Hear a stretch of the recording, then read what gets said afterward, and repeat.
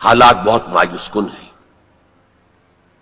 لیکن حضور کی دی ہوئی خبریں ہیں، وَهُوَ الصَّادِقُ الْمَصْدُوقُ، منطقی طور پر بھی میں ان کا قائل ہوں اور حضور کی احادیث کی روح سے بھی قائل ہوں۔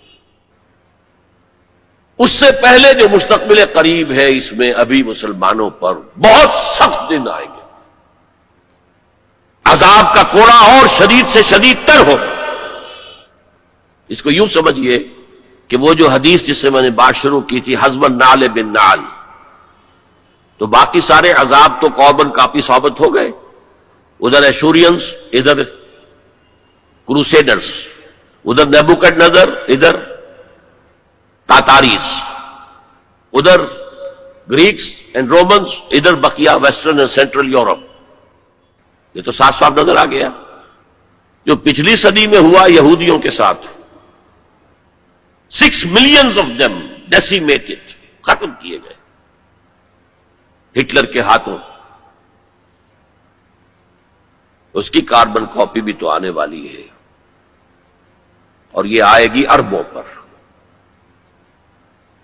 آج اللہ کے دین کے سب سے بڑے مجرم عرب، کیوں؟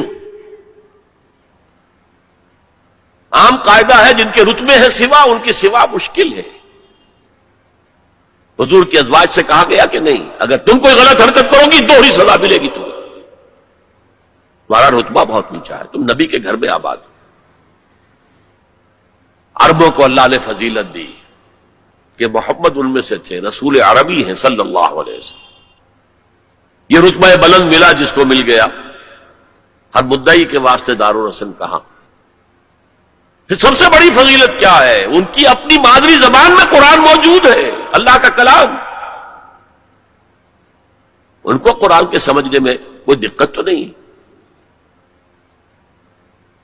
یہاں میں تو آپ سے کہتا رہا ہوں عربی سیکھیں، عربی سیکھیں، عربی سیکھیں، تاکہ قرآن کو اس کی اپنی اصل زبان میں اپنی آنکھوں سے پڑھ سکیں۔ وہاں تو ان کو تو ضرورت نہیں۔ پھر بھی ان کا اگر یہ حال رہا کہ جو ملک بھی کولونیل رول سے آزاد ہوا، اس نے یا تو اپنا قبلہ کر لیا ماسکو کی طرف اور یا واشنگٹن کی طرف، تو ان سے بڑا مجرم اور کوئی نہیں۔ ایک حدیث میں آیا ہے ویل للعرب من شر اقترب، بہت ہلاکت اور بربادی ہوگی۔ ایک مرتبہ ام سلمہ رضی اللہ تعالی عنہا نے، ام المومنین، پوچھا کہ یہ جو آپ فرما رہے ہیں کہ اتنی بڑی تباہی آئے گی، اتنے بڑے مسلمانوں کے اوپر برے حالات آئیں گے، تو عرب اس روز کہاں ہوں گے؟ فرمایا العرب یومئذ قلیل، بہت کم رہ جائیں گے۔ بہت بڑی تباہی آنے والی، اور اس کا نقطہ آغاز کیا ہوگا؟ ویسے تو ہے جو کچھ ہو رہا ہے فلسطین میں، اسے وہ 30 کروڑ عرب بھی دیکھ رہے ہیں، اور باقی 100 کروڑ مسلمان باقی بھی دیکھ رہے ہیں، تو کوئی کسی طرف سے احتجاج تک نہیں ہے۔ امریکہ شیرون کو مین آف دی پیس کا خطاب دے رہا ہے، صابرہ اور شتیلہ کا قاتل، درندہ، اور جو کچھ کر رہا ہے فلسطینیوں پر، وہ آج ہم اپنی آنکھوں سے دیکھ رہے ہیں ٹیلی ویژن کے اوپر، کس طرح بلڈوزرز آتے ہیں ان کے گھروں پر گھر گراتے چلے جاتے ہیں، کس طریقے سے F-16 اوپر دندن آ رہے ہیں، ہیلی کاپٹرز دندن آ رہے ہیں، اور ان کے پاس کیا ہے سوائے اپنی جان پیش کرنے کے؟ سوسائیڈ جو ہے، اٹیک، اس کے سوا کیا ہے؟ یا پہلے وہ صرف پتھر مارتے تھے، اینٹیں، روڑے، اللہ اللہ خاصل۔ تو یہ ضربت علیہم الذلۃ والمسکنۃ وباؤوا بغضب من اللہ، یہ تو پہلے ہی ہو چکا ہے۔ لیکن جن دو چیزوں پر یہودیوں کا اور west white Anglo Saxon Protestants کا اتفاق ہے، وہ ایجنڈا، 4 نکاتی ایجنڈے پر یہ متفق ہے۔ نمبر 1، جلد از جلد وہ جنگ ہونی چاہیے جس کی خبر بائبل میں دی گئی ہے، ارمگیڈون، بائبل کی آخری کتاب ہے ریویلیشنز، مکاشفات یوحنا۔ یہ یوحنا، جون جو ہے، یہ حضرت یحییٰ نہیں، حضرت مسیح کے حواریوں میں سے ایک جون ہے، ان کے مکاشفات ہیں، اور اس میں یہ ہے کہ ایک بہت بڑی جنگ ہوگی تاریخ انسانی کی، آرمگیڈون، اور اگر آپ دیکھیں گے ڈکشنری میں تو لکھا ملے گا, a very big war which will be fought between the forces of good and evil before the end of this world. Armageddon جلد از جلد ہونی چاہیے. نمبر 1, عراق پر حملہ اس کا نقطۂ آغاز ہے. آگے یہ سلسلہ کدھر بڑھتا ہے یہ ابھی دیکھنے کی بات ہے. نمبر 2, گریٹر اسرائیل قائم ہونا چاہیے تاکہ پوری دنیا کی یہودی آ کر سما جائے. ابھی تو اس چھوٹے سے اسرائیل میں تو ساری دنیا کی یہودی تو نہیں آ سکتی. اور یہ کہ فلسطینیوں سے اس ارض فلسطین کو پاک کیا جائے تاکہ نہ رہے بانس نہ بجے بانسری. یہ خودکش حملے بھی ختم ہو جائے. یا انہیں سمندر میں پھینکو یا انہیں جارڈن کی طرف دھکیل دو, چلے جاؤ ادھر. نمبر 3, مسجد اقصی اور ڈوم آف دی راک قبۃ الصخرہ کو گرایا جائے.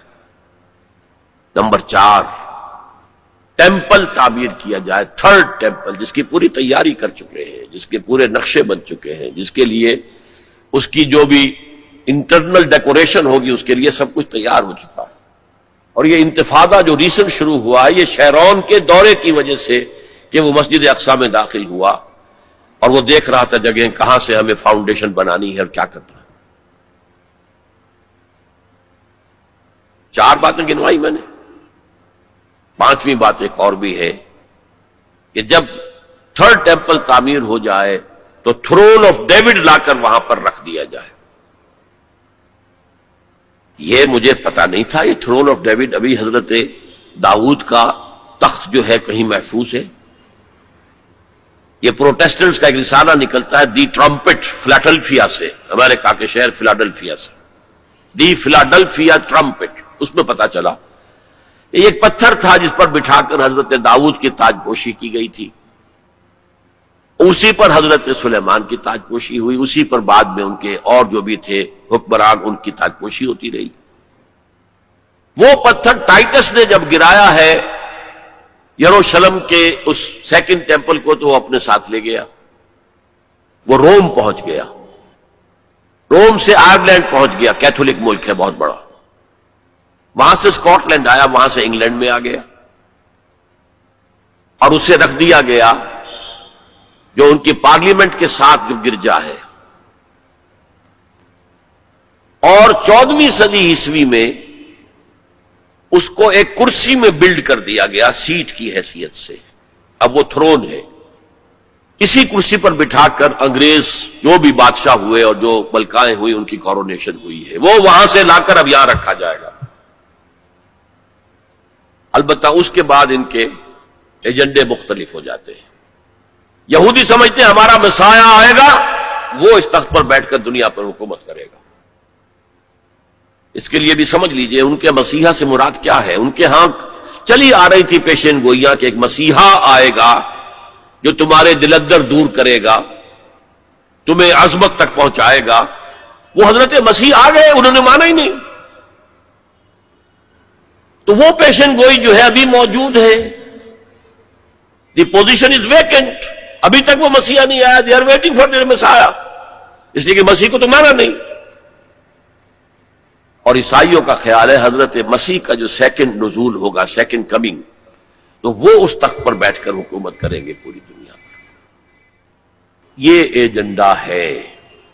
لیکن بہرحال اس میں جو مسجد اقصی کی شہادت کے بعد اور قبۃ الصخرہ کے گرانے کے بعد جو خون کھولے گا عرب نوجوانوں کا, اس کا آپ اندازہ نہیں کر سکتے. عرب کے اندر جوش تو اب بھی ہے, نوجوانوں میں بہت ہے. وہ ایک ایسی بات ہوگی کہ جس پر خون جوش کھائے گا. اور اس سے پہلے تو یہ حکمران کہ جو ویسٹ کے گماشتے ہیں یہ انہیں قتل کریں گے, بھونیں گے. اور پھر یہ کہ کرسچنز اور جیوز, اور انہیں جیوز میں سے اینٹی کرائسٹ بھی کھڑا ہو جائے گا, دجال. یہ مقابلے ہونے ہیں, لیکن میں اب تفصیل میں نہیں جانا چاہتا. لیکن ان کے ذریعے سے عالم عرب پر تو بہت بڑا, بہت سخت عذاب آئے گا. وَلَقَدْ يَسَّرْنَا الْقُرْآنَ